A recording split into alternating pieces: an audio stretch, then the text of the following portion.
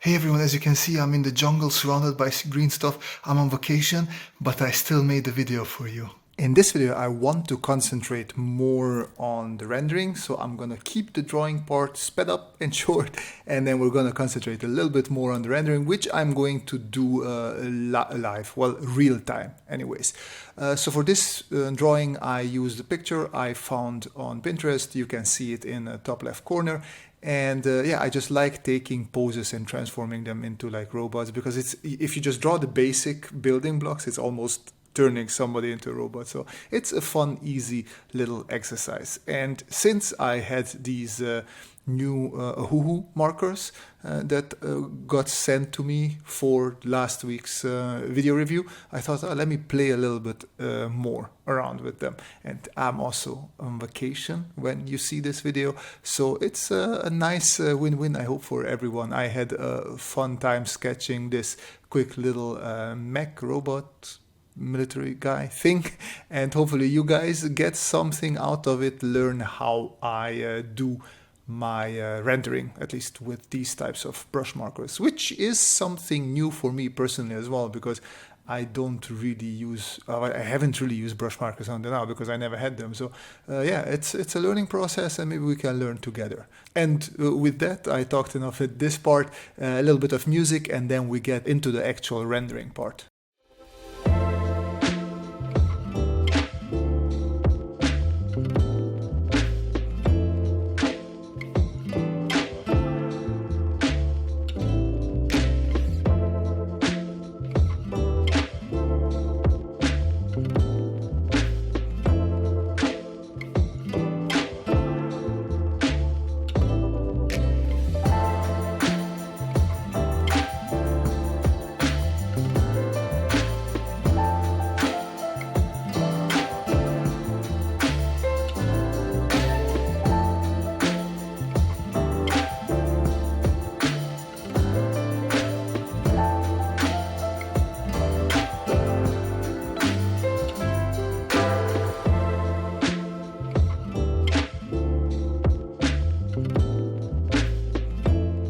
Alright, so I have two sets of grays for this. At least I've chosen two sets of grays, warm grays and cold grays.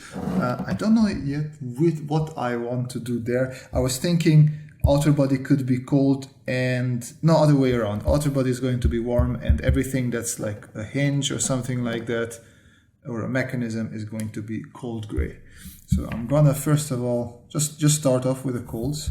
I'm gonna leave some areas open for the white, because I want that to be the highlight. And I just nicely start brushing in areas. And then here I can be, actually I can skip this part almost, because there it's going to be too dark. So I'm going to use a much darker cold gray for that one. One thing I could do is come back with the same cold gray, just to make the color a bit darker. So especially if you will darker, more saturated might be a good word. Just build on top of itself. And then some of the parts here could be cold gray as well, just to give a feeling of the robot having different parts.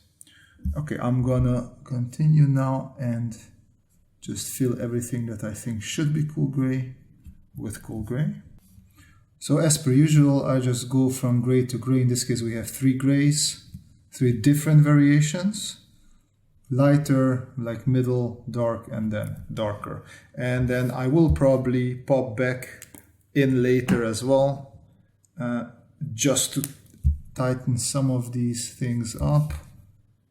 But for now, I think I will move on to the warm grays, and let's see what I want to do with those. So with the warm grays, I start with a lighter one, or lightest one, and just like before, I leave a little bit of white space. I could wait a little bit for the marker to dry up. That would have been smart. I think on this side I worked a bit less. I like leaving a little bit of white spots here and there. It gives a little bit of bite to the whole thing. A little bit of irregularity. Doesn't always work, but if applied correctly, which I don't always do, it does look somewhat nicer. In this case, I don't like what was there, so I just go in and try to fix it a little bit. Okay, the arms. So this white that I leave in here is usually for the shine, since it is supposed to be metallic type surface. There is usually a bit of shine there. So that's the easiest to solve that by just leaving it open. Okay, and then this is all this type of color as well. And here, if you see, I leave like the edges of the surfaces a little bit white, sort of simulating the same thing. And then I don't have to go back later with my white marker or something. This breastplate could be the same color. Just like before with the cool grays, I come in with a darker version of the warm gray and just give a little bit of like feeling of that roundness. So here I should have left a little bit more, like here, and here you can see that I left some white, because, well, white, the previous brown, because the color just goes around. But sometimes I don't do a good enough job covering only the area that I want to cover. But we have one more gray that we will come in anyway and do maybe a couple of lines with that one as well. Now, usually it always looks a bit scary and very dark, but as you can see here already, it's starting to blend. So whenever you put down markers, it's usually because of the wetness, it seems to be darker, but you don't have to be afraid. I'm waiting a little bit for everything to dry and then another coat. So I'm going with something called clay for these pouches here, which I don't quite know what they are. But the idea is that to get them darker, I am going to wait for them to dry and then go over them several times. If that is not enough, I can always take a warm gray and just go over it with that. Looking at this can use some darker areas, so I'm just gonna take my darkest cold gray and just go in here and have some fun, simulate some detail. Same here. Sometimes it can be nice if the detail that you simulate is not done with the pen but the marker itself. Now I want some color in here, so I chose blue for the head. Once again, where there is a change in the direction of the surface, I leave like an empty white dot space like that.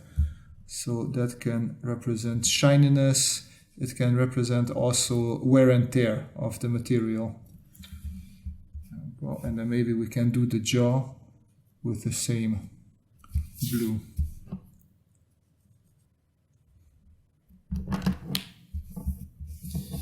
These arms are a little bit too white for me, so I will bring in a bit more of this darker brown. Well, brown, I call it brown, but technically it's not brown at all. You don't want the transition to be from dark to light that strong, so I'm gonna soften that one up by coming back in with my weakest warm gray, and I'm gonna do the same thing here. But actually I haven't done before, but we could try later. If I come with a white outline and just white outline this arm to bring it more to the forefront. I'm curious if that will work.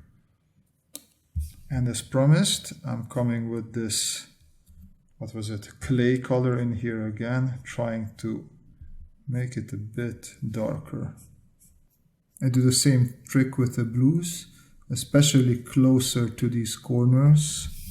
I just find where it hits the light or where there's a change in surface, there you also have a stronger presence, not the pigments, but just how the color behaves there. So if I just make sure to strengthen these corner areas, it should give me a nice effect. So I want a bit more pop and color, so I'm gonna add a bit of red to the backpack. So I wanted another gray for the backpack here, and I found this green gray, which I hope will work nicely.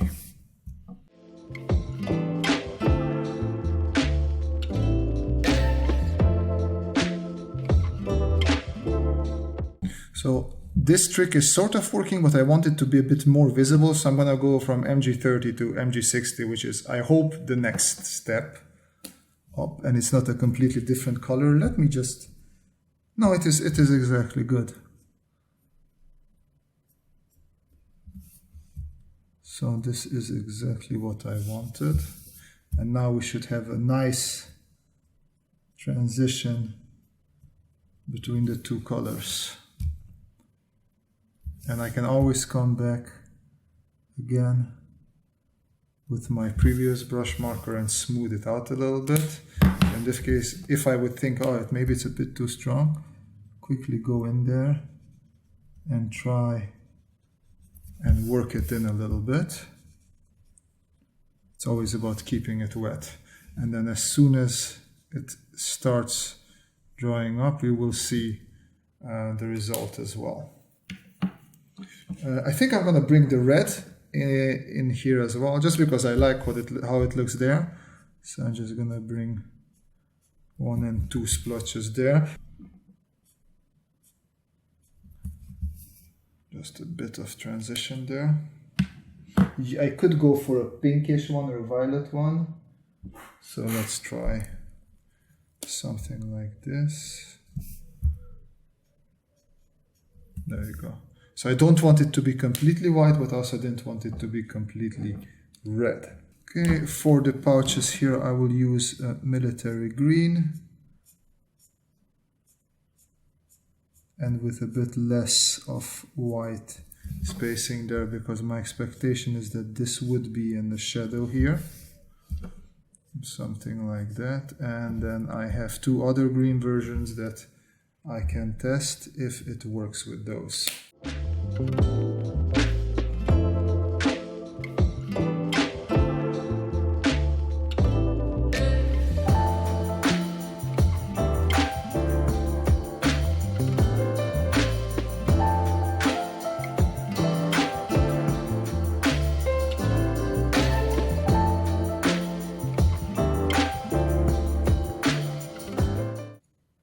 So I want this to be green, but also not too green. So I'm going to mix my green with my lightest cool gray. Just bring it together, see what happens there. And I think with that, we're relatively close. I'm going to bring a little bit more darkness into these limbs, maybe there as well. Definitely a bit more there with my darkest warm gray.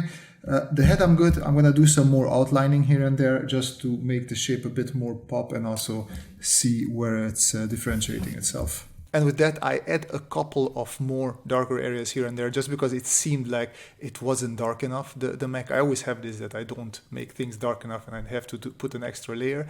And then as promised, at the end, I also outline the arm that is in the front with white. And I think it actually works. I wasn't sure if it would work, so I use my thin marker, but I think it really does.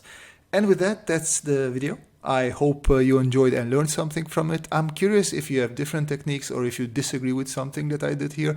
Leave a comment because I always read them. If you like these markers and want to check them out, there will be links in the description to all of the markers where you can buy them on the Ohuhu shop or on Amazon as well. There's also links if you want to support me, to my Patreon, stuff like that. Take a look. But as always, the most important thing is that you folks have a great time and see you in the next video. Bye-bye.